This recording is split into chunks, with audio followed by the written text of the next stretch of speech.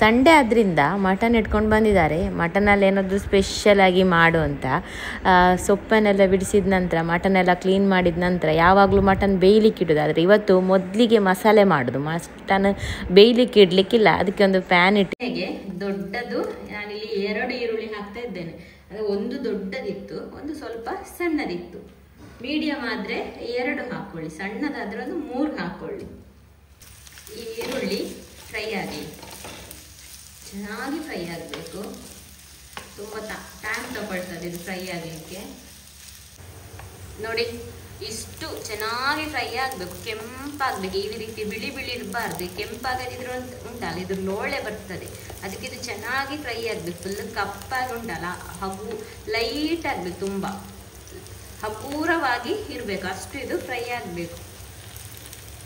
ಇಷ್ಟು ಫ್ರೈ ಆದಮೇಲೆ ಒಂದು ಹಿಡಿಯಷ್ಟು ಒಂದು 7-8 ಬೀಜ ಗೋಡಂಬಿಯನ್ನು ಹಾಕಿ ಇದನ್ನು ಕೂಡ ಸ್ವಲ್ಪ ಫ್ರೈ ಮಾಡಬೇಕು.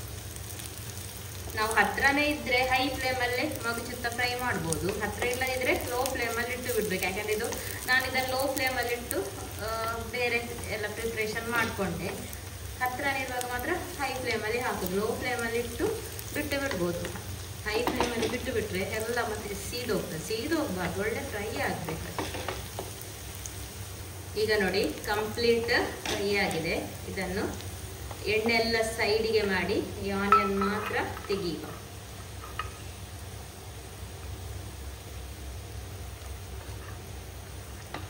ಹೀಗೆ ಖಾರಕ್ಕನುಸಾರವಾಗಿ ಮೆಣಸು, ನಾನಿಲ್ಲಿ 15 ಉದ್ದ ಮೆಣಸು ಹಾಕ್ತಾ ಇದ್ದೇನೆ 1 kg ಮಟನಿಗೆ. ಹಾಗೇನೆ ಒಂದು 10 ಗಿಡ್ಡ ಮೆಣಸು. ಮೆಣಸು ಸಣ್ಣ ಸಣ್ಣದುಂಟು, ಹಾಗಾಗಿ 10 ಹಾಕಿದ್ದೇನೆ. ನಿಮ್ಮ ಖಾರಕ್ಕನುಸಾರವಾಗಿ ಹಾಕೊಳ್ಳಿ. ಹಾಗೇನೆ ಒಂದು 3 ಸ್ಪೂನಷ್ಟು ಕೊತ್ತಂಬರಿ,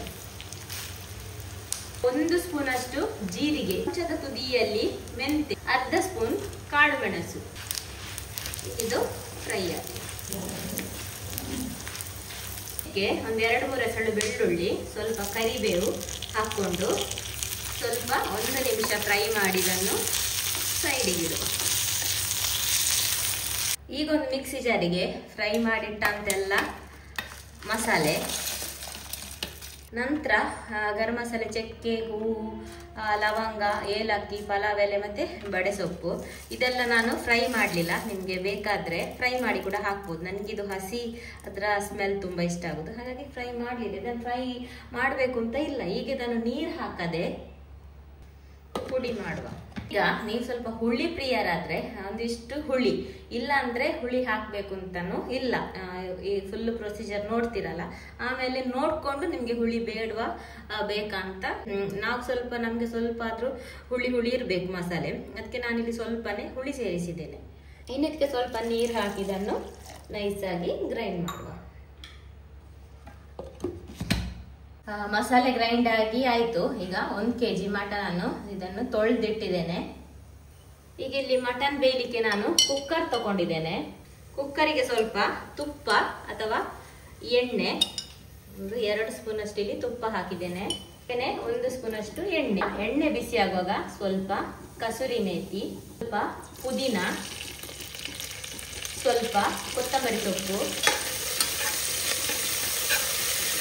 ಈಗ 1 ಈರುಳ್ಳಿ ತಗೊಂಡಿದ್ದೇನೆ. 1 ಈರುಳ್ಳಿ ಫ್ರೈ ಆಗಿ, ಈರುಳ್ಳಿ ಸ್ವಲ್ಪ ಫ್ರೈ ಆದ್ಮೇಲೆ ಒಂದು 3/4 ಸ್ಪೂನ್ ಅಷ್ಟು ಶುಂಠಿ ಬೆಳ್ಳುಳ್ಳಿ ಪೇಸ್ಟ್, ಸ್ವಲ್ಪ ಹಸಿ ವಾಸನೆ ಹೋಗ್ಲಿ.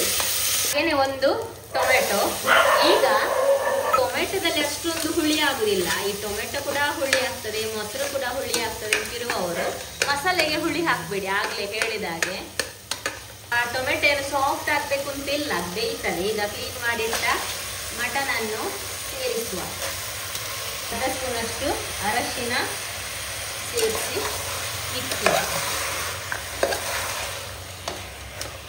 ಮಿಕ್ಸ್ ಮಾಡ್ತಾ ಸ್ವಲ್ಪ ನೀರು ಬಿಟ್ಟ ನಂತರ ರುಚಿಗೆ ತಕ್ಕಷ್ಟು ಉಪ್ಪು ಕೂಡ ಸೇರಿಸುವ. ಇಷ್ಟು ನೀರು ಬಿಟ್ಟ ನಂತರ ಮಟನ್ ಎಲ್ಲ ಸ್ವಲ್ಪ ನೋಡಿ ಬಣ್ಣ ಕೂಡ ಚೇಂಜ್ ಆಗಿದೆ. ಈಗ ಗ್ರೈಂಡ್ ಮಾಡಿಟ್ಟ ಮಸಾಲೆ ಉಂಟಲ್ಲ, ಮೆಣಸು ಮತ್ತು ಮಸಾಲೆಯ ಪೇಸ್ಟ್ ಅನ್ನು ಇದಕ್ಕೆ ಸೇರಿಸುವ. ಮಸಾಲೆ ಜೊತೆಗೆ ಸ್ವಲ್ಪ ಫ್ರೈ ಮಾಡುವ.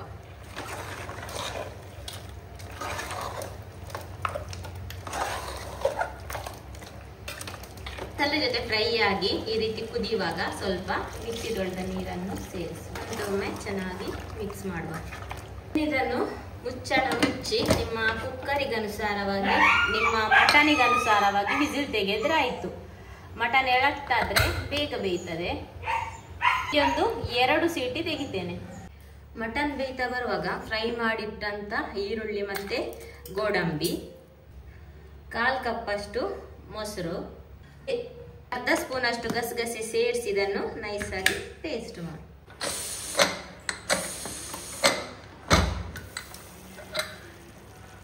ವಾ, ನೋಡುವಾಗಲೇ ಇಷ್ಟರಲ್ಲೇ ತಿನ್ನುವಂತ ಆಗ್ತದೆ. ಆದ್ರೆ ನಮ್ದು ಮೇನ್ ಸ್ಪೆಷಲ್ ಆಗಿ ರುಚಿ ಕೊಡೋದನ್ನು ನಾವಿನ್ನು ಆ್ಯಡ್ ಮಾಡಲಿಲ್ಲ ನೋಡಿ. ಇದು ಕೂಡ ಒಂದು ಒಳ್ಳೆದಾಗ್ತದೆ. ಇದನ್ನು ಸ್ವಲ್ಪ ಒಂದು ಎತ್ತಿಡುವ ಅಂತ ಆಗ್ತದೆ. ಸ್ವಲ್ಪ ಗ್ರೇವಿ ಎತ್ತಿಡುವ, ಇದ್ರಲ್ಲಿ ಸ್ವಲ್ಪ ಟೇಸ್ಟ್ ಮಾಡುವ ಅಂತ.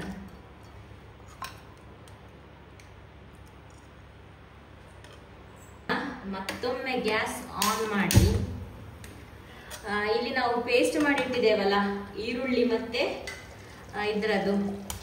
ಈರುಳ್ಳಿ ಮತ್ತೆ ಕ್ಯಾಶು ಮತ್ತೆ ಮೊಸರು ಹಾಕಿ ಆ ಪೇಸ್ಟ್ ಅನ್ನಿದ್ರೆ ಆ್ಯಡ್ ಮಾಡುವ. ಚೆನ್ನಾಗಿ ಮಿಕ್ಸ್ ಕೊಟ್ಟು ಇದೊಂದು ಕುದಿ ಬರಲಿ. ಆ ಪೇಸ್ಟ್ ಹಾಕಿದ ತಕ್ಷಣ ಗ್ರೇವಿ ತಿಕ್ಕಾಗಿ ಬರ್ತದೆ. ಹಾಗೆ ಒಳ್ಳೆ ಪರಿಮಳ, ರುಚಿ ಕೂಡ ಸಖತ್ತಾಗಿರ್ತದೆ. ಇದೊಂದು ಕುದಿ ಬರಬೇಕು. ಫಸ್ಟ್ ಇದೊಂದು ಗ್ರೇವಿ ಎತ್ತಿಟ್ಟೆ.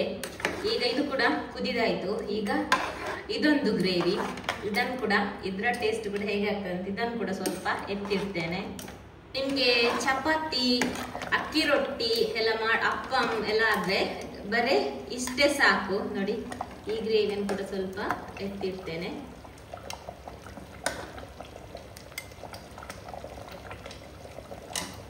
ಗ್ರೇವಿ ಸ್ವಲ್ಪ ಜಾಸ್ತಿ ಬೇಕು ಅಂತಿದ್ರೆ ಒಂದು ಎಷ್ಟು ತೆಂಗಿನ ತುರಿ ಬೇಕು ಅಷ್ಟು ತೆಂಗಿನ ತುರಿ ಸೇರಿಸಿ ಇದನ್ನು ಚೆನ್ನಾಗಿ ಫ್ರೈ ಮಾಡಿ. ಚೆನ್ನಾಗಿ ಇಷ್ಟು ಫ್ರೈ ಆಗಬೇಕು ನೋಡಿ. ಇದು ಕಂಪ್ಲೀಟ್ ಆಪ್ಷನಲ್. ತೆಂಗಿನಕಾಯಿ ಫ್ರೈ ಮಾಡಿಟ್ಟಿದ್ದೇವಲ್ವಾ, ಆ ತೆಂಗಿನಕಾಯಿ ಫ್ರೈ ಮಾಡಿದನ್ನು ಇಲ್ಲಿ ಈರುಳ್ಳಿ ಫ್ರೈ ಪೇಸ್ಟ್ ಮಾಡಿದಂಥ ಮಿಕ್ಸಿಯಲ್ಲಿ ಇದನ್ನು ಸ್ವಲ್ಪ ನೈಸಾಗಿ ಗ್ರೈಂಡ್ ಮಾಡಬೇಕು.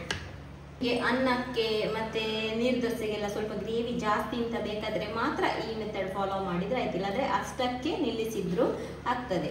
ಅದಕ್ಕೆ ನಾನು 3 ತರದ ಗ್ರೇವಿಯನ್ನು ಕೂಡ ಮಾಡಿ ತೋರಿಸ್ತಿದ್ದೇನೆ. ಇಲ್ಲಿ ತೆಂಗಿನಕಾಯಿಯನ್ನು ಫ್ರೈ ಮಾಡಿ ಸ್ವಲ್ಪ ತೆಂಗಿನಕಾಯಿ ಪೇಸ್ಟ್ ಕೂಡ ಹಾಕ್ತೇನೆ. ಯಾಕೆಂದ್ರೆ ಈ ಕೋರಿ ರೊಟ್ಟಿಗೆಲ್ಲ ಉಂಟಲ್ಲ, ಸ್ವಲ್ಪ ಗ್ರೇವಿ ತರ ಇದ್ರೆ ಒಳ್ಳೇದಾಗ್ತದೆ. ಮತ್ತೆ ನೀವು ಹುಳಿ ತೆಂಗಿನಕಾಯಿ ಹಾಕುದಿಲ್ಲ ಅಂದ್ರೆ ಹುಳಿ ಕೂಡ ಸೇರಿಸುವುದು ಬೇಡ.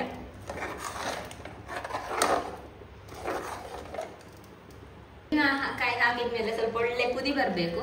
ಕುದಿತಾ ಇತ್ತ ಒಳ್ಳೆ.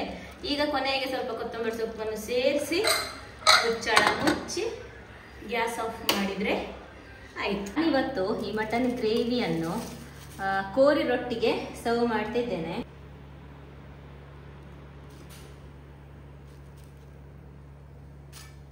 ಹಾಗೇನೆ ಮೊದಲಿಗೆ ತೆಗೆದಿಟ್ಟೆಲ್ಲ ಪುಳಿ ಮುಂಚಿದು ಅದು, ಆನಂತರ ನೆಕ್ಸ್ಟ್ ತೆಗೆದಿಟ್ಟಲ್ವಾ ಆನಿಯನ್ ಪೇಸ್ಟ್ ಹಾಕಿ ಅದು,